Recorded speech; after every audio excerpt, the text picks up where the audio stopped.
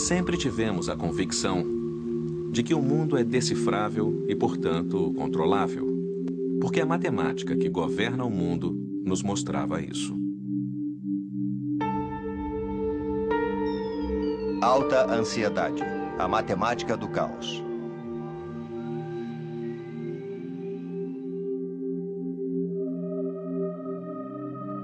Distribuição sinapse.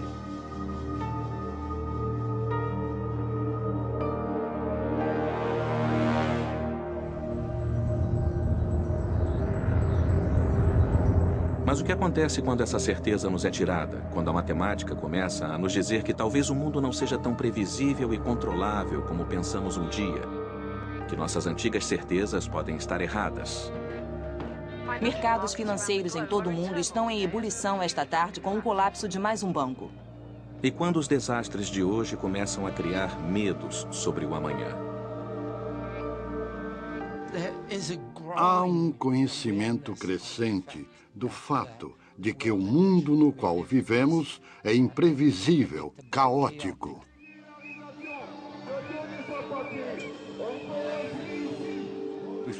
Nós achávamos que podíamos controlar tudo. Agora achamos que não podemos controlar nada. E isso é resultado dessa noção de que o mundo está em caos e que nunca sabemos o suficiente para realmente prever, muito menos controlar.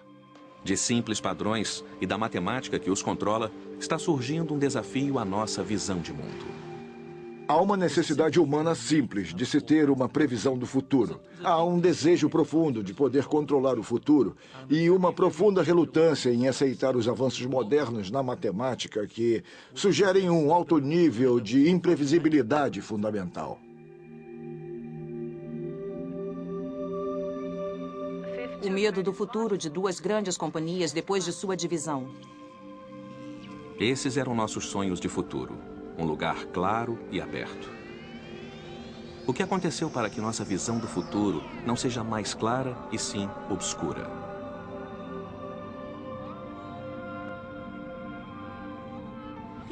As pessoas estão muito preocupadas e muito deprimidas sem ter para onde ir. Onde tudo isso começou? Qual é a resposta? Parece algo grandioso, um efeito global. Você tem ataques de ansiedade, pesadelos. Quem é o culpado disso? Será que alguém pode me dizer?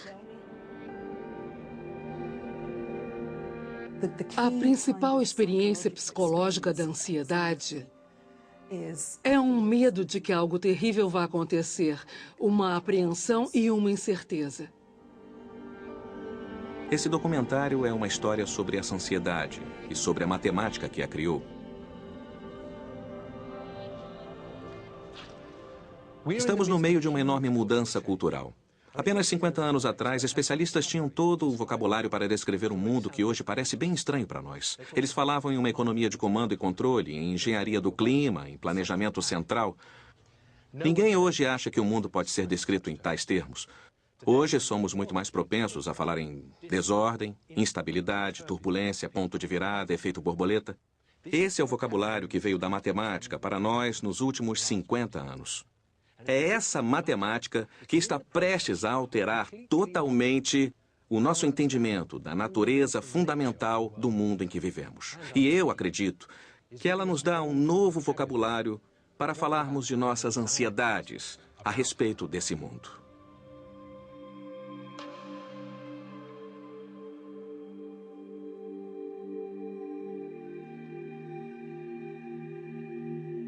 Olhando para trás, podemos ver o que não era óbvio. Essas descobertas matemáticas um dia destruiriam a visão otimista do mundo e nos deixariam na ansiedade de hoje.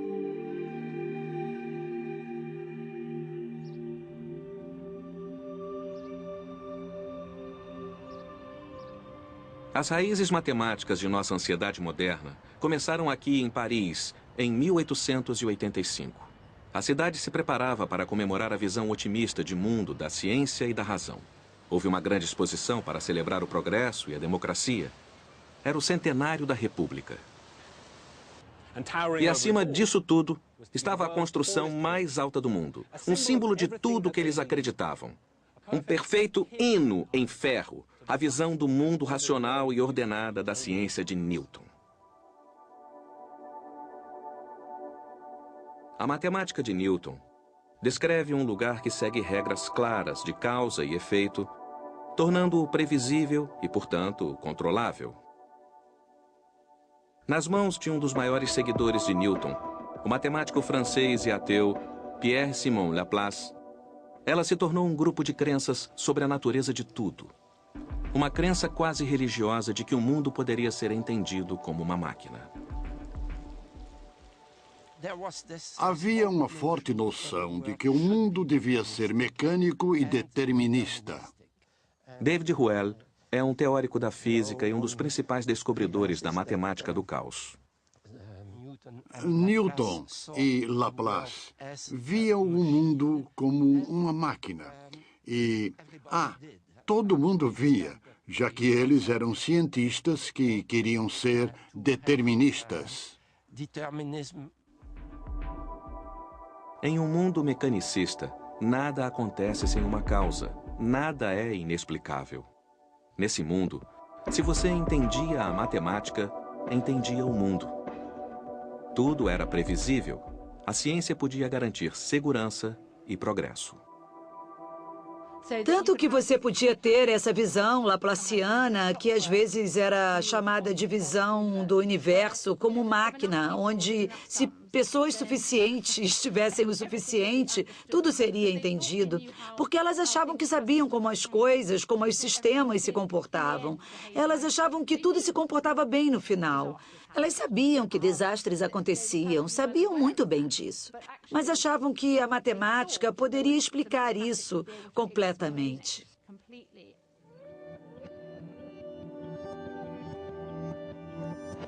E foi isso que, no fim, corroborou o otimismo e fez o futuro parecer tão claro.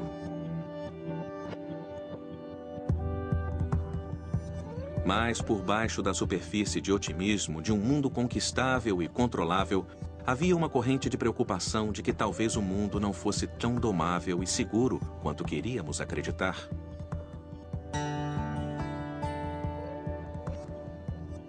Bem no coração da mecânica de Newton, estava um problema que, se não pudesse ser resolvido, colocaria em perigo a crença de que tudo era matematicamente previsível. Tinha a ver com uma questão que Newton teria resolvido completamente: as órbitas do sistema solar.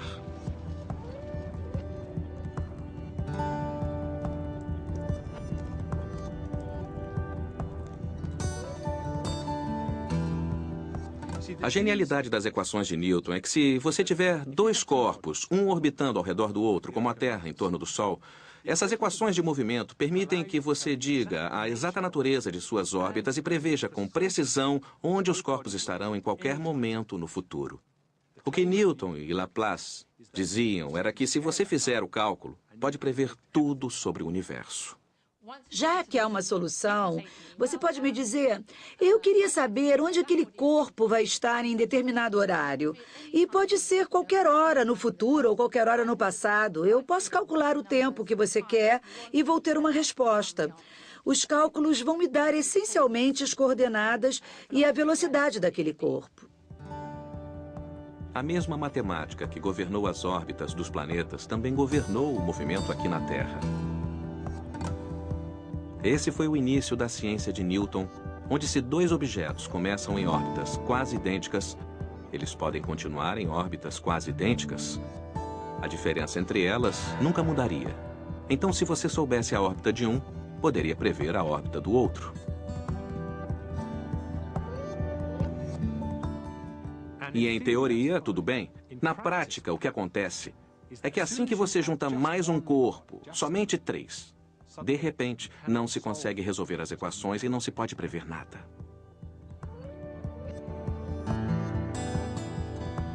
Todo grande matemático, de Newton em diante, esperava por aquele dia em que o chamado problema dos 3 corpos seria resolvido. Mas aí, em 1889, um matemático francês chamado Henri Poincaré descobriu que não havia como prever órbitas. Em alguns casos, não importa o quanto os caminhos sejam similares no início, se houver qualquer diferença, um deles pode seguir um caminho diferente e totalmente inesperado e imprevisível. Poincaré lamentou: a previsão se torna impossível.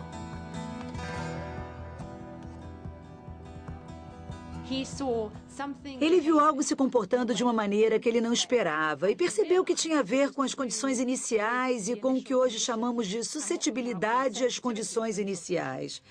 E é isso que é inesperado. Se você mudar uma coisinha qualquer, pode ter uma enorme diferença no resultado. Foi aí que ele descobriu o que agora chamamos de caos matemático. Poincaré enxergou uma profunda verdade sobre os planetas e suas órbitas. O que o incomodou foi perceber que esse comportamento imprevisível podia estar presente em toda a natureza. Ele percebeu que uma pequena mudança, não mais que o bater das asas de uma borboleta, pode ser o suficiente para criar uma tempestade onde nada foi previsto. Esse era um mundo bem diferente do mundo de Newton. Acho que o interessante é o fato dele ser ele mesmo. Até Poincaré, o maior matemático da época, estava imerso naquela visão, achando que todas as coisas se encaixariam e que tudo no final se comportaria adequadamente. E ficou horrorizado quando descobriu como esses resultados funcionavam para que pudéssemos ter o que hoje chamamos de comportamento caótico. Foi bem chocante para ele.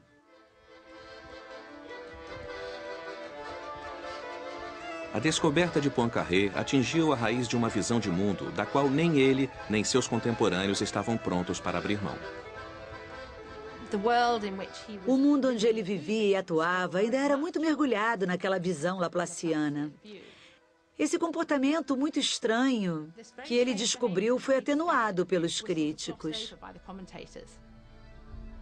As pessoas não estavam prontas para ouvir que seu mundo não era tão ordenado como elas sempre acreditaram. Então, em 1914, em Sarajevo, uma alteração tirou todo o funcionamento do mundo de seu curso.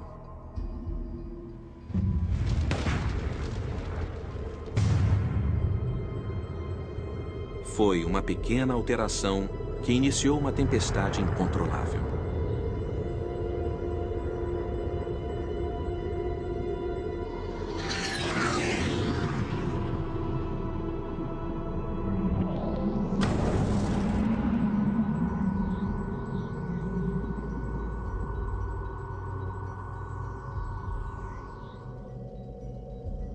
Observando, podemos ver como a descoberta de Poincaré foi incrivelmente previdente, mas na época, o resto do mundo não estava pronto para ouvir.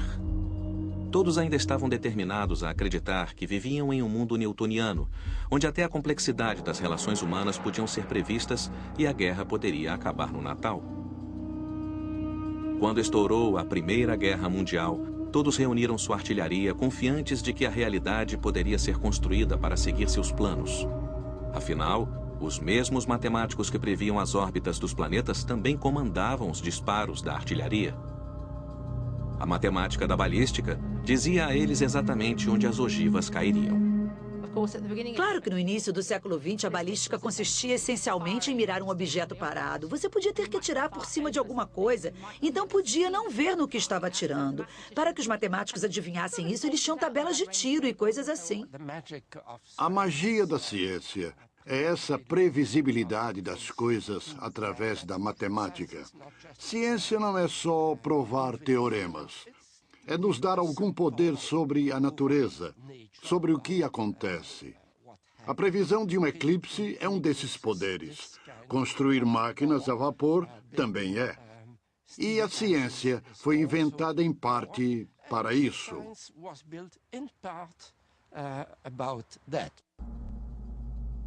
A tragédia da guerra foi que, independente de toda a carnificina, eles acreditavam que havia não só uma ciência de balística, mas uma ciência da guerra. Uma maneira de prever quantos homens por quilômetro de fronte alcançariam o objetivo. Eles achavam que se entendessem a ciência da guerra, poderiam controlar seu resultado. Eles simplesmente venceriam o caos. No final, não estavam lutando uns contra os outros, os dois lados estavam lutando contra o caos da realidade. No final, o caos venceu todos eles e 10 milhões de homens morreram.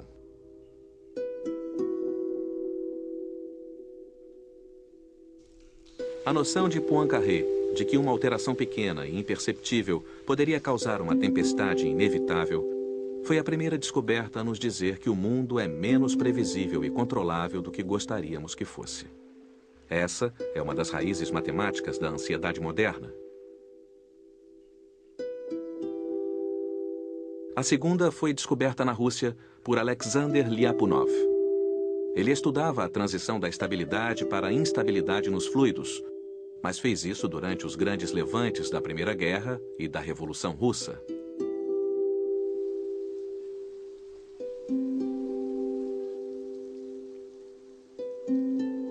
Lyapunov estudava a maneira como um fluido ou um gás fica turbulento. Era um dos problemas mais refratários de toda a física e ele tentava pôr números nessa transição de ordem para o caos. Ele estava tentando entender como sistemas parecem manter sua ordem, quase resistindo à mudança, mas chegam a um ponto crítico em que parecem passar repentinamente de tranquilos a turbulentos, da ordem ao caos, o que agora chamamos de ponto de virada. Isso passa da ideia de que o mundo é previsível para uma ideia de imprevisibilidade mais associada climática e ambientalmente a essa noção de um ponto de virada. É uma ideia de que você empurra o sistema e ele basicamente se move, não se sabe até onde. O professor Peter Cox é um dos maiores especialistas em mudanças climáticas do Reino Unido e é consultor do governo. Nesse caso, se você imaginar, digamos que está rolando uma bola para cima de uma montanha, se você rolar para cima e soltá-la, ela vai descer. Mas digamos que haja um pico na montanha. Você rola até esse ponto e ela pode ir para qualquer lado. Então, claro, se está no pico de uma montanha, você pode dar um impulso mínimo e ela vai cair. Há uma relação entre o deslocamento e a força do impulso. Então, essencialmente, é um sistema instável. O trabalho de Lyapunov começou a colocar um número nesse momento de instabilidade, o momento em que a bola no pico da montanha é empurrada, quando a fumaça ordenada, de repente, fica turbulenta.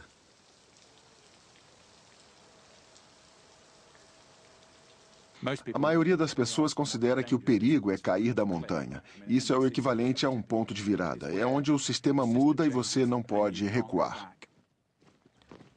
Mas enquanto Lyapunov ainda tentava entender a instabilidade, sua vida se aproximava de um ponto de virada, quando o caos da Revolução Russa e da Primeira Guerra o atingiram pessoalmente. Dezenas de milhares de feridos da guerra voltavam do fronte e trouxeram com eles uma epidemia de tuberculose. Quando sua esposa foi infectada, Lyapunov tentou desesperadamente salvá-la. Mas em 31 de outubro de 1917, ela morreu em seus braços.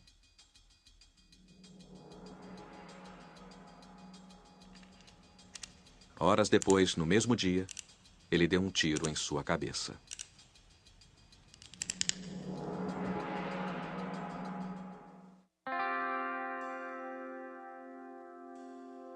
Poincaré descobriu que nosso mundo pode não ser tão previsível e controlável quanto pensávamos. O trabalho de Lyapunov pôs um número no momento de transição entre a ordem e o caos e abriu a porta para a ideia moderna do ponto de virada. Eles tinham descoberto o que seria o início de um novo e profundo entendimento do mundo, de que o caos é uma parte do sistema, não só de seu colapso. Mas Lyapunov estava morto. Poincaré nunca levou seu trabalho adiante e o resto do mundo queria acreditar que o caos e a imprevisibilidade eram apenas um pesadelo do qual poderíamos acordar. Ficamos no ponto em que um entendimento mais claro surgia, mas não saímos dele. A guerra sacudiu nossa antiga fé e, de alguma forma, ela precisava ser renovada. E para fazer isso, um novo ícone de fé precisava ser encontrado.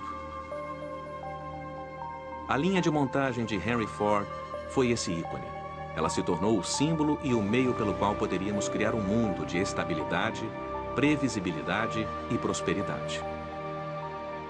Começamos a ver o mundo, particularmente o mundo humano e a economia, refletido em sua imagem.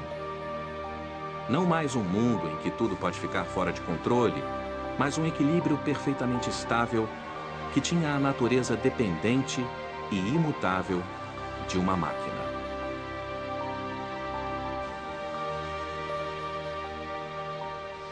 E eles voltaram à física clássica. aos sistemas de equilíbrio, onde, pode-se dizer, há um limite fixo de atuação. Professor Paul Ormerod foi diretor de economia do Centro Henley para estimativas durante uma década e hoje é um respeitado escritor e consultor. Eles usaram a matemática para tentar explicar e racionalizar uma teoria muito elaborada de como a economia poderia realmente mover recursos de maneira mais eficiente. Mas eles se concentraram em recursos fixos e num conceito de equilíbrio que pegaram emprestado da física clássica anterior às descobertas de Poincaré. Depois de imaginarmos a economia como uma máquina, foi um pequeno passo para acreditarmos que poderíamos manipulá-la e talvez até controlá-la. A ideia de um sistema em equilíbrio se enraizou na definição do que era a economia. Não meramente a economia de mercado do Ocidente, mas também a economia idealizada e centralmente planejada funcionando como uma máquina em completo equilíbrio. E por um tempo deu certo. Nos extraordinários anos 20, os carros saíam das linhas de montagem e os tratores aravam a terra. Mais uma vez, o agricultor seguiu o pastor e o pioneiro veio para as planícies. Uma onda de otimismo fluiu das fábricas e dos campos do novo mundo. Nós temos a força humana. Inventamos novas máquinas. O mundo é o nosso mercado. E parecíamos estar de volta ao controle, mas só por um tempo. Podíamos ver o mundo e a economia como máquinas estáveis, imutáveis e em equilíbrio. Mas o modelo de mundo que desejávamos e a forma como ele realmente era, não eram a mesma coisa.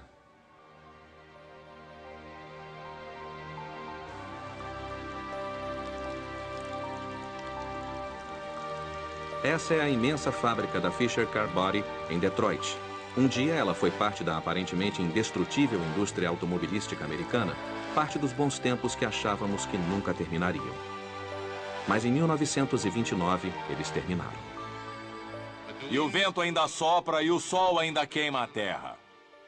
Devemos praticar o controle e a conservação se quisermos salvar os grãos que ainda resistem. Sem aviso, o mundo alcançou não só um, mas 2 pontos de virada. O clima e a economia deram uma guinada sem causa óbvia, do equilíbrio para o caos. Os pesadelos da Grande Depressão e da tempestade de poeira nos atingiram. A Grande Depressão dos anos 30 foi um problema para a economia do equilíbrio. No mercado de trabalho, as contratações e demissões de pessoas não estavam em equilíbrio porque 1 em cada 4 pessoas não tinha emprego. E isso não foi suficiente para nos fazer abrir mão de nossa fé em um mundo de ordem, equilíbrio e controle. De acordo com a visão de mundo de equilíbrio, nada poderia estar de forma inerente, errado ou instável na economia. As pessoas deviam ter causado aquele colapso.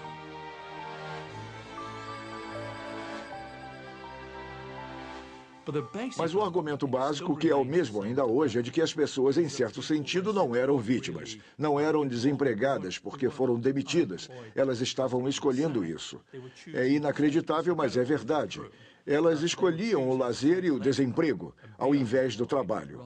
Esse foi o centro da explicação de que as pessoas estavam fazendo uma escolha racional entre consumo e lazer. Então, essencialmente, a Grande Depressão foi um feriado estendido para dezenas de milhões de americanos. Mas, certamente, muitos acadêmicos de economia, incluindo os vencedores do Prêmio Nobel, concordaram com essa teoria.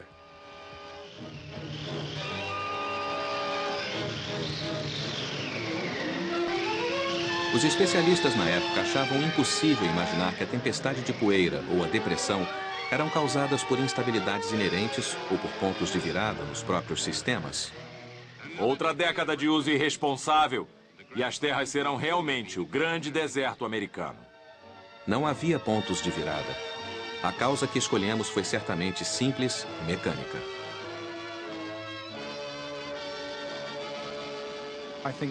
Acho que quando pensávamos de uma maneira mais linear sobre o mundo, tendíamos a olhar para as causas que se encaixavam nos resultados. Se você fala em instabilidade, claro, temos um lápis equilibrado em sua ponta. Não importa que brisa sopre nele, algo irá derrubá-lo. Então você pode dizer, bem, esse redemoinho específico fez a coisa cair, mas o que importa é que ele cairia de qualquer jeito, era instável. Então, quando você chega à visão de um mundo com essas bifurcações, pontos de virada, a casualidade é menos crítica e o sistema vai mudar. Mas enquanto nos adaptamos às mudanças em nosso ambiente, pagamos o preço da insegurança. Apesar de todo o caos e turbulência dos anos 30, apesar das vidas arruinadas e da miséria, economistas e cientistas continuaram a ver o mundo como sempre viram, acreditando que o incontrolável, um dia, estaria sob controle.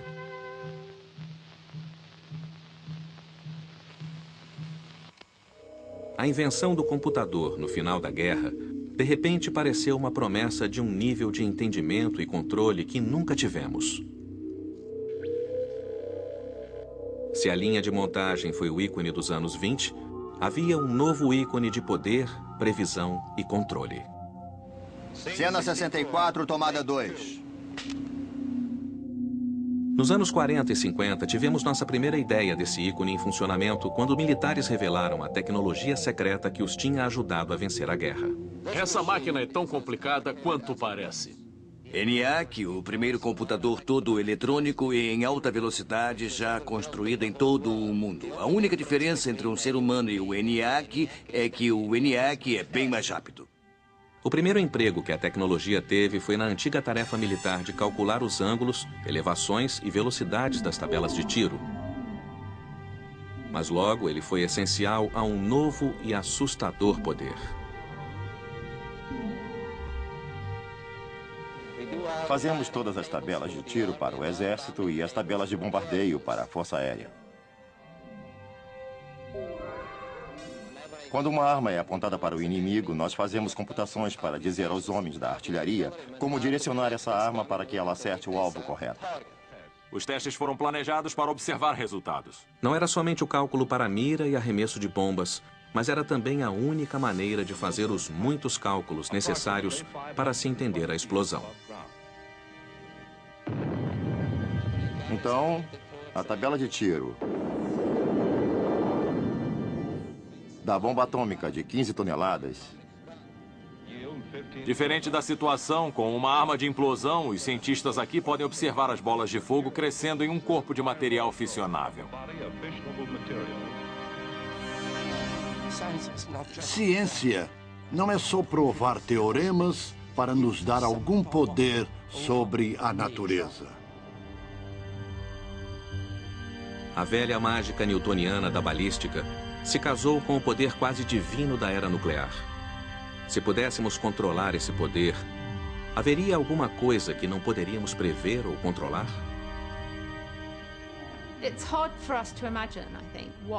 É difícil imaginarmos quais poderiam ser os efeitos da bomba atômica na época.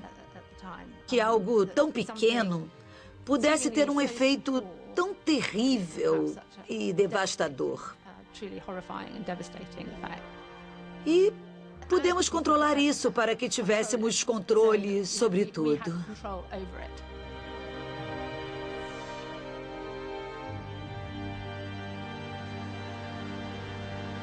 A era nuclear trouxe medos, mas também uma sensação de tremendo poder e possibilidades.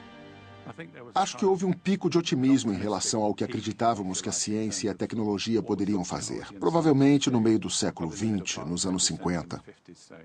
E eu suspeito que estava associado ao desenvolvimento tecnológico, mas também ao otimismo cultural que veio depois da Segunda Guerra Mundial. A ideia era de que a tecnologia resolveria muitos dos problemas que tínhamos antes. Nos anos 50, o futuro seria uma utopia planejada de bulevares amplos e arranha-céus brilhantes, onde poderíamos ser felizes e prósperos. E o motor dessa nova prosperidade e nova certeza era o computador. Como o telescópio nos deixou ver os céus e o microscópio nos deixou ver os blocos construtores da vida, o computador prometeu nos deixar ver e talvez controlar outra dimensão, o futuro. James Lovelock lembra desses tempos estonteantes. Havia